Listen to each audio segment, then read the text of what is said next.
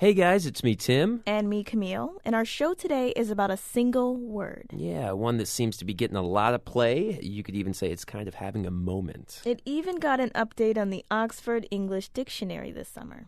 I'll read you the formal definition in my best Oxford English Dictionary voice. Alert to injustice in society, especially racism. Okay, that was a good voice. Thank you. And that's an easy definition. That's the definition for woke. Yep. And if you're a longtime listener, then you can probably guess we'd end up here eventually. After all, the word woke is part of our new tagline, one we debuted just a couple months ago at a very fun rooftop relaunch party. Yeah, and it was at that party that we started asking all kinds of folks to give us their own definition of woke. Hashtag get woke. Taking those blinders off and becoming aware. Whether that's an underprivileged community, underrepresented community, those trends and those subtleties that are affecting the community that you can't ignore anymore. Basically what it means to me is like you're not racist, you're not sexist, you're not heteronormative or like have those ideas, you're not misogynistic, so on and so forth. So you're accepting, you're not ignorant, basically, is what it means to me. So, yeah. And it's sort of like the difference between being sympathetic and being empathetic. Clearly, these people were having the best time of their woke lives with us. Yeah, I mean, we're awesome people to hang out with, don't you think? There was drinks involved, too, by the way. There was. Anyway, back to that word. We've actually been asking a bunch of people what they think of it. And our plan was to bring you guys an episode a little later this year with everyone's responses. But look, we got busy, we pushed it off, and well, it kind of got shelved. And then a couple weeks ago, some big breaking, harrowing news happened. Virginia's governor declared a state of emergency in Charlottesville today as white nationalists clashed in the streets with counter-protesters. Groups including the Ku Klux Klan and neo-Nazis came from across the country to rally against plans to remove a Confederate statue from a park. The violence included an apparent attack with a car on a crowd of peaceful protesters. At least one person was killed. This all took place a short distance. So listen, by now you've probably heard or read a bunch about what happened in Charlottesville, especially the political fallout from President Donald Trump's remarks about white supremacists and anti-racist protesters. Well, it's all leading to now. This is Northwestern University African American Studies professor Barner Hesse. He's the creator of the wildly popular 8 White Identities. So if you've never seen the 8 White Identities scale, basically it maps out the different types of white people, from white supremacist to abolitionist.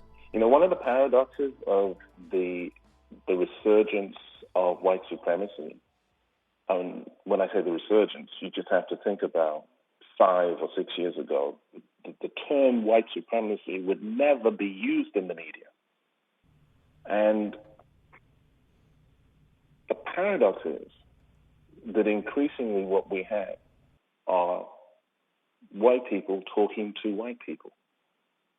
When the alt-right are marching in Charlottesville and they're saying, you will not replace us, who are they speaking to? They're actually speaking to white people. And that's one of the distinctive sort of changes in the post-war period, is that you cannot simply assume that all white people are on the same page. So, on today's episode, we're going back through the responses we've been collecting about the word woke, and we spend time with regular people, many of them white, trying to figure out, in light of everything going on, where they fit on this spectrum. From St. Louis Public Radio and PRX, this is We Live Here, a show for people somewhere on the woke spectrum.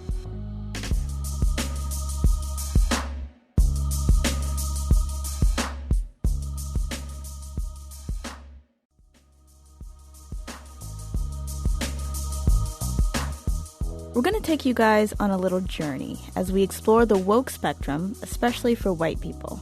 We'll make 3 stops. First up is the Forest Park campus of St. Louis Community College. We're here to meet Nick Marty. Hey, are you Nick? Yeah.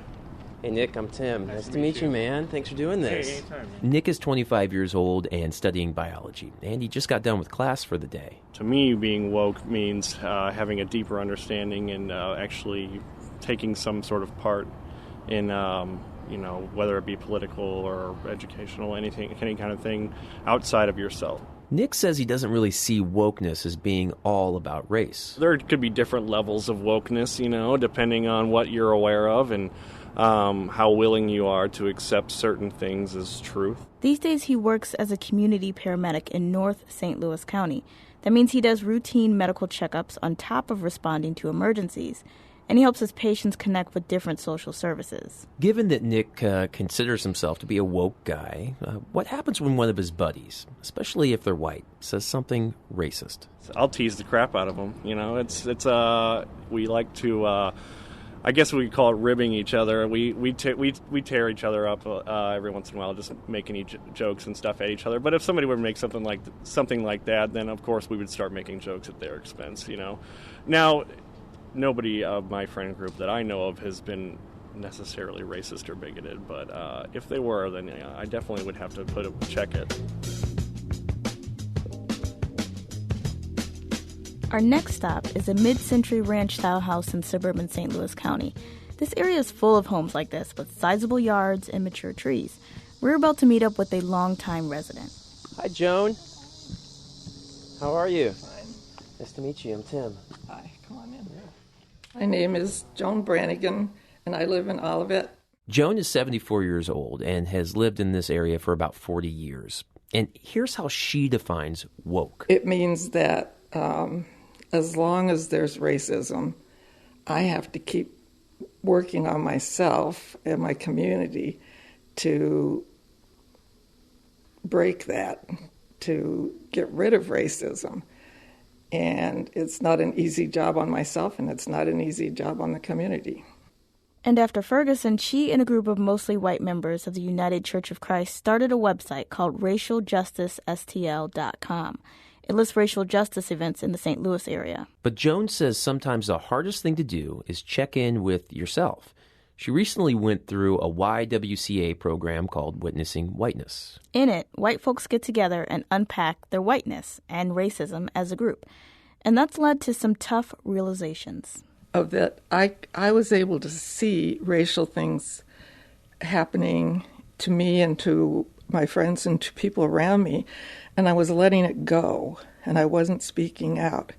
And I think what I took away from that is now every time I see something, I have to say something. Just like Nick, Joan thinks of her wokeness as a continuum, not a fixed location. And she says among her circle of friends, not much has changed since Charlottesville. Because my circle of friends is basically people in my tribe who kind of think the same way that I do. Mm-hmm. You had mentioned, well, I'm sort of in my tribe and I don't really know, I don't talk to a lot of white people who are outside of my tribe, in terms of sentiments about racism being awful and sort of working on yourself and working on your community. And I kind of often find that I'm sort of in that position as well. And sometimes I worry that part of that, that feels good, that feels very comfortable, but part of the problem is that people who are white people who are thinking about race and racism don't go talk to other white people who aren't thinking about race and racism. Right. I don't have the courage to take myself to those places. If they happen, I'm going to, I'm now, from after taking this class, that I feel like I'm going to stand up for what I believe, what I think is right. And I don't even really know how to take myself to places where there are people that are so, in my mind, prejudiced about black people and brown people too. Yeah, I'd just say stay woke and try and see racism every place you can and do what you can to stop it.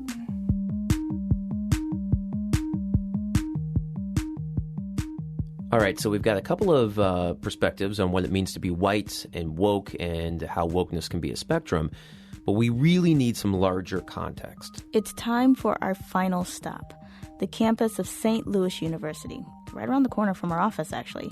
And we're here to catch up with Kira Banks. I'm an associate professor of psychology at St. Louis University. So I study racial identity and how it impacts mental health. And Banks says being woke is definitely a thing right now. So when I teach about these concepts, I often talk with students about how a fish in water doesn't know it's wet, right? And so to be woke means to be aware of the systems around you, to be aware that you're wet, and to then be able to make a decision and a choice about how you then move through the world. But Banks says, let's not get this twisted, academically speaking. So just to be clear, I don't use the term woke in my work necessarily in terms of the classroom, but I always work to connect the academic concepts I talk about with current lingo. All right, so fair enough. But at the same time, this idea of wokeness being a spectrum actually does have some theoretical underpinnings. So I would actually say it relates to racial identity development theory. Students who take Kira's classes this fall will hear a lot more about this. But we convinced the professor to share a little with you guys, too. So consider this next part a mini lecture of sorts on racial identity development theory. You might want to take notes. Because there are differences between how this works for non-whites and white people. So let's start with non-white people. I'll give you one that's kind of general. Okay. You don't have to do a racial identity class. You got to take the class. I'm willing to give out all the information for free, but we'd be here all day. Yeah. And I'd have to pull out a couple books because some of the stages are so similar. But basically, it's pre-encounter, encounter, immersion, and internalization. And so the pre-encounter is right before you are pushed to think about race as a part of who you are. And there's actually different subscales, like how people operate pre-encounter. And then the encounter stage is something that pushes you to think about race. So when the theory was developed, it was during the Civil Rights Movement. So for a lot of Black folks, it was the assassination of multiple martyrs, right? Like there was Medgar Evers and Malcolm X and King and Fred Hampton. Like people were being assassinated left and right, and you were being pushed to think about what does it mean to be Black in the midst of the Civil Rights Movement. Nowadays, the rash of public, visible killings of Black, brown bodies at the hands of police violence was something that triggered people to kind of think about what it means. So that was an encounter stage for a lot of young people that pushed them to think about race in terms of who they are. So once you've kind of been woken up and said, oh gosh, I got to figure out what this means, what I'm going to do with it, then there's the theorized immersion stage. So it's where you realize there's a lot you didn't know. And so you immerse yourself in all things your identity, like music and clothing and food and ways of being, but then those deeper things like history, right? So do you understand the history of your people and the myths and lies and distortions that have been given to you or been omitted about your racial or ethnic group? And so that immersion stage is just immersing oneself in all things your racial or ethnic group.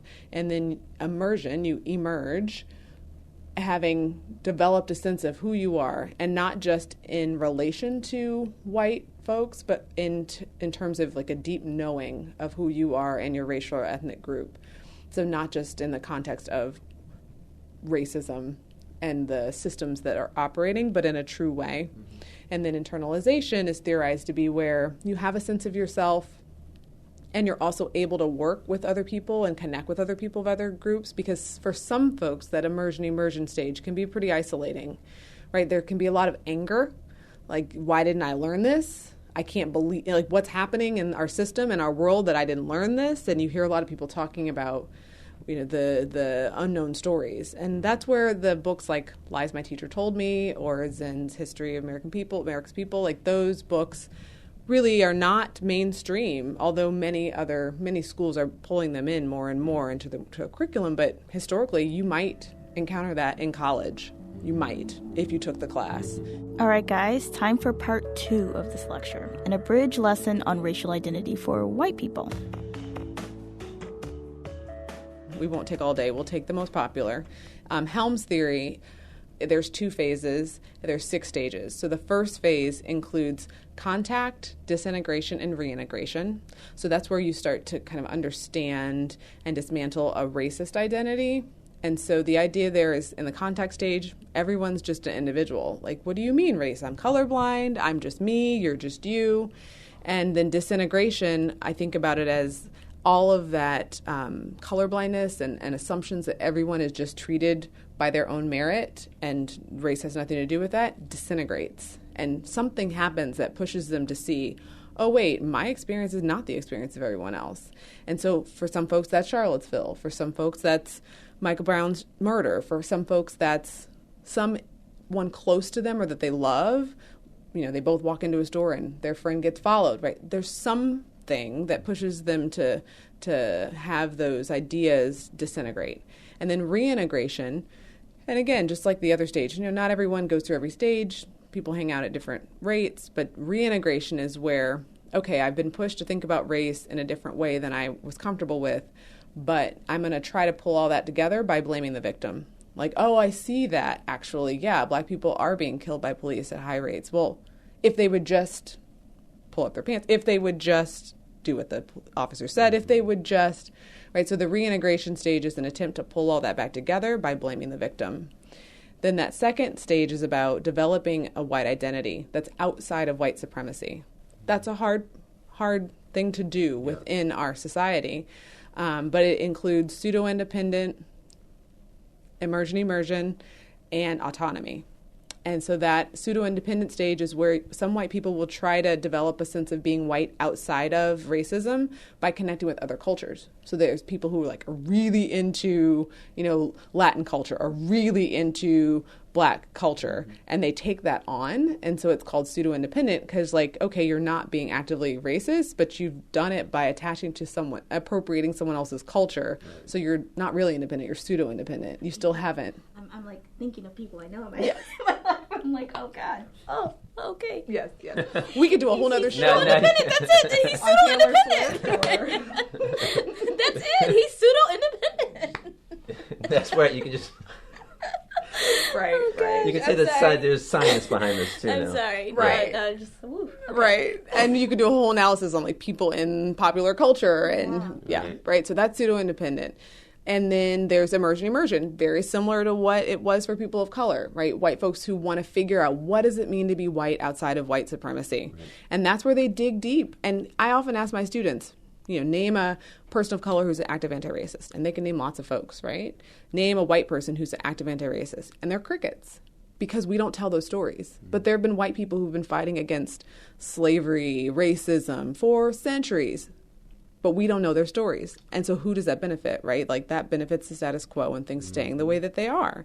So immersion is about white folks getting into their history and understanding not only the white people who have been actively anti-racist forever, but also understanding the cost of, for them, the psychosocial cost of racism to them. Mm-hmm. You often have people who dig deep and they realize, oh, wait, like actually, my family changed their name. We gave up our language. This is what we lost. And they start to learn and understand how racism not only dehumanizes people of color, but it also dehumanizes white folks as well. And so that immersion stage is about them getting really clear about the history of white people in an actively anti-racist way, but also their own story.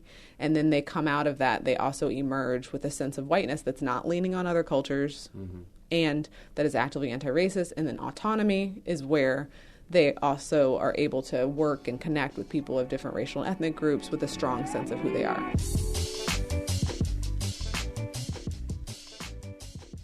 So clearly people can be all over the map with this. Mm-hmm.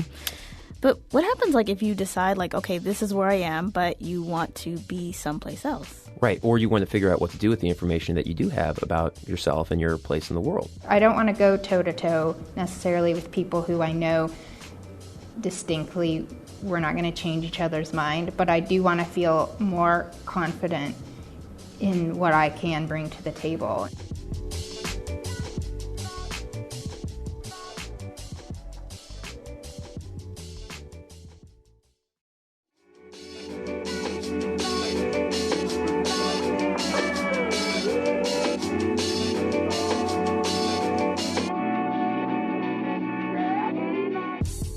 Depending on where you are on the woke spectrum or identity scale or however you think about it, Charlottesville may have seemed like an inevitable clash or a spontaneous combustion.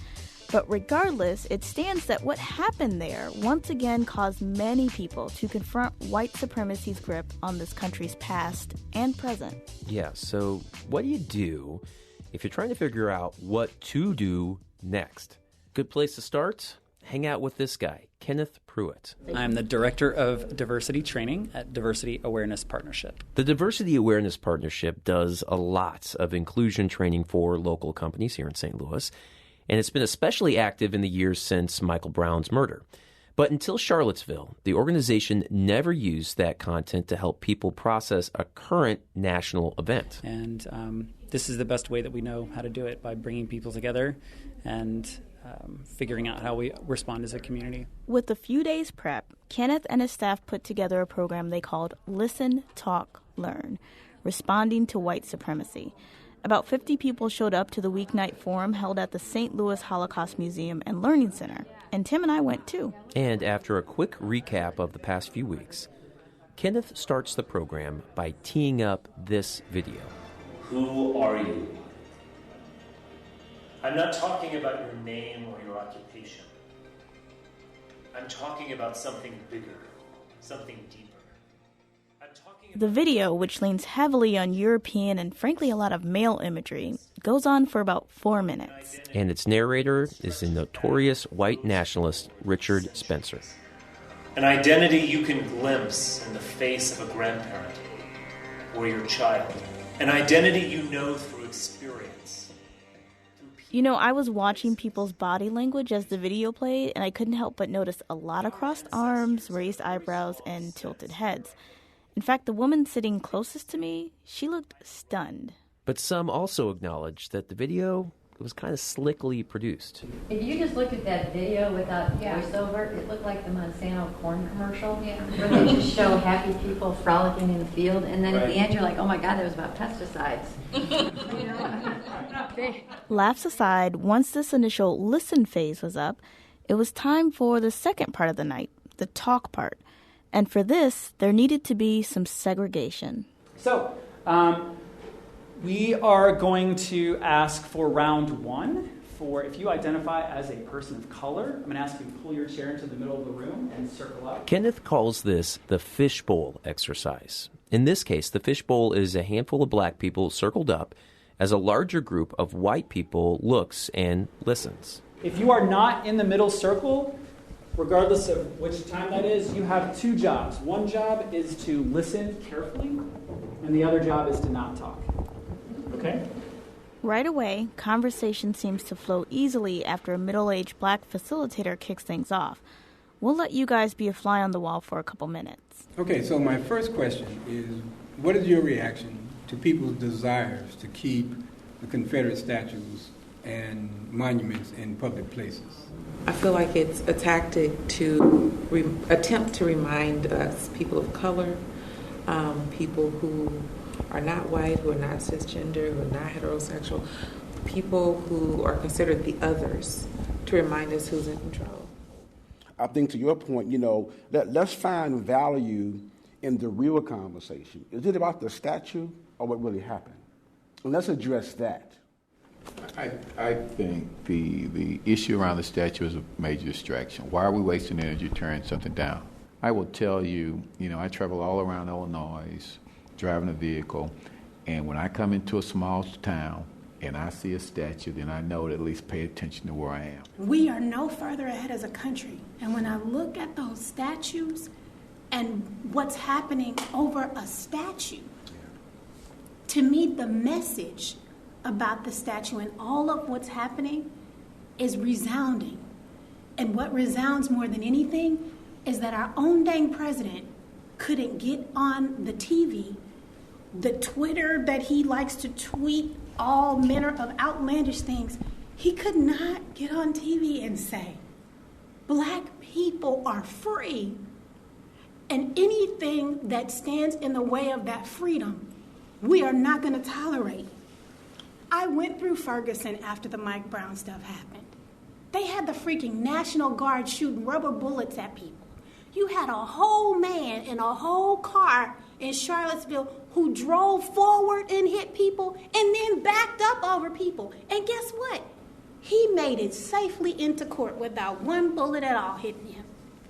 And we have African American men and women who are being shot in a freaking traffic stop. The monuments are not the biggest issue, but they are a symbol.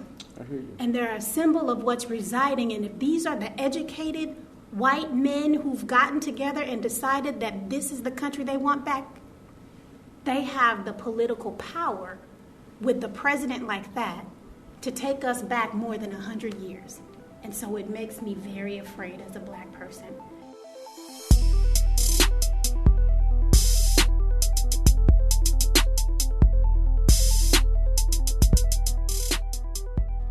After a few more rounds like this, where the small group discussed varying feelings on whether interracial conversations are helpful and whether they even try to sway someone with white supremacist views, it's time to switch. This time, Kenneth, who we should note is white, sat in the circle with a larger group of white people as the people of color stayed on the outside. He too starts by asking people how they feel about preserving Confederate symbols. And there were no defenders in this crowd, which might not be so surprising. After all, these are people who voluntarily showed up to a program about confronting white supremacy. But Kenneth tried to probe deeper and get people to do a little self-reflection. But white supremacy is just effectively the ideology that white people are supreme, right? But that doesn't manifest itself in terrible, huge, nefarious ways most of the times. It's very subtle, right? And we live in a culture that still perpetuates in many ways white supremacy, kind of at a default level. So everybody in this circle has benefited from that privilege. So I guess I would also ask, as much as we kind of see these groups as very other, because we would never agree with them, there is something that we are innately responsible for combating that is different than our peers of color. So I guess the question is, what are ways that you benefit from how that ideology plays out that you could respond to? What are the little ways, not the big, huge ways, that ideology makes its way into your life? Immediately, one guy raises his hand.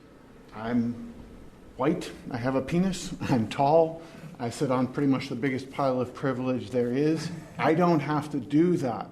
I don't have to struggle with how incredibly difficult it is to unwind centuries of social disenfranchisement. The statues seem like just the next iteration of how hard it is to decide what to attack when everything's attacking you. I was just reading about Homi G. Phillips Hospital when it was closed. It was such a controversy in the community because to some, it was a symbol of segregation.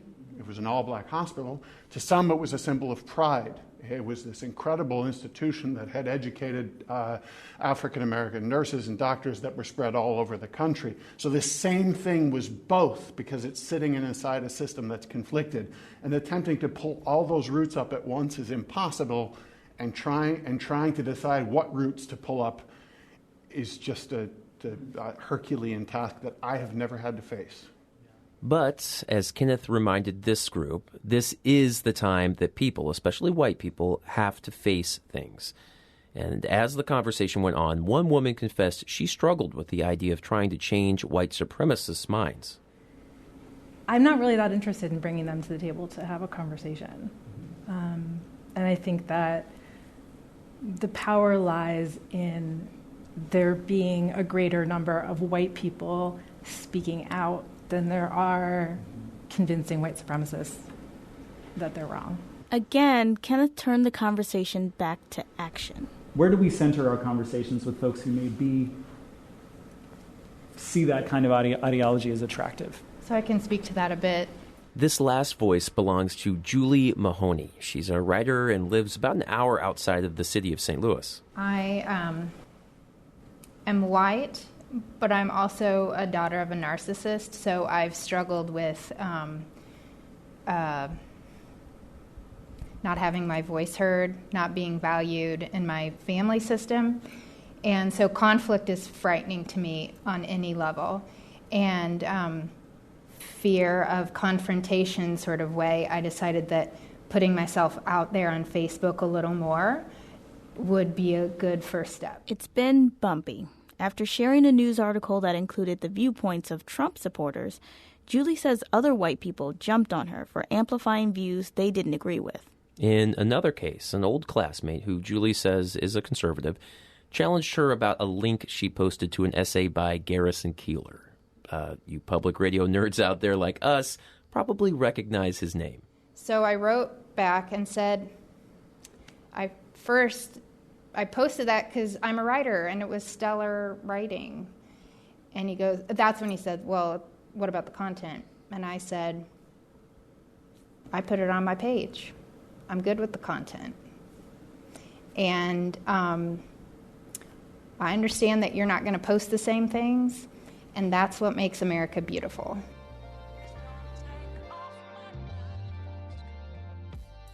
I don't want to go toe to toe necessarily with people who I know distinctly we're not going to change each other's mind, but I do want to feel more confident in what I can bring to the table, and I felt like this was a safe place to practice that. I think that's probably a good enough spot as any to actually close up our conversation if y'all are cool with it. Yeah.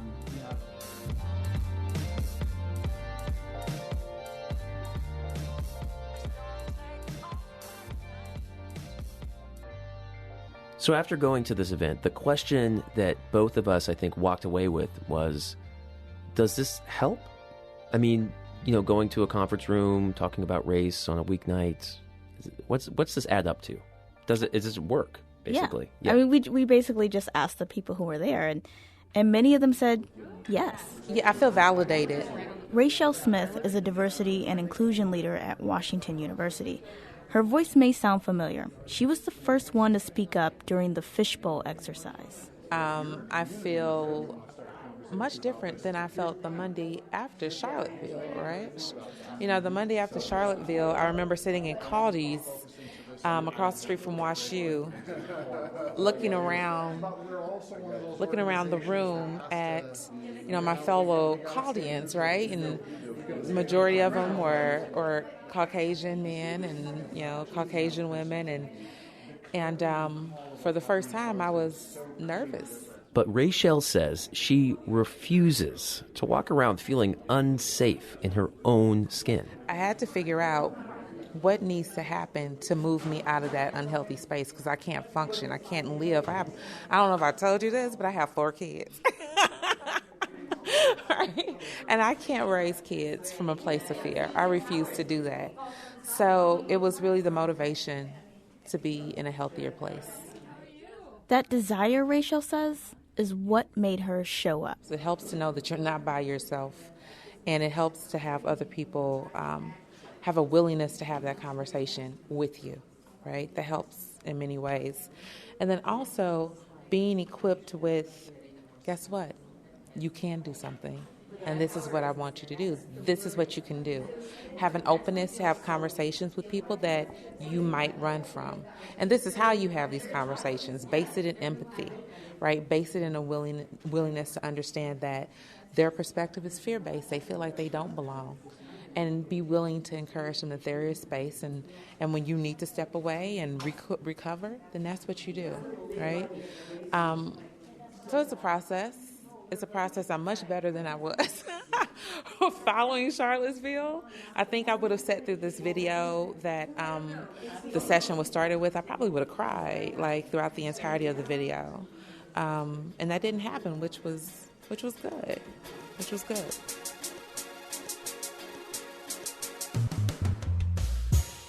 So maybe after listening to this show, you have your own ideas about what woke is, what the woke spectrum is, about racial identity theory, whatever. We are always listening, and you can find us definitely on Twitter at WeLiveHereSTL. Or you could send us an email at info@welivehere.show. That's it. I think it's time for the credits. I think it is. We Live Here is produced by me, Camille Stanley. And me, Tim Lloyd. Sheila Newman is the executive editor of St. Louis Public Radio. And from St. Louis Public Radio and PRX, this is We Live Here.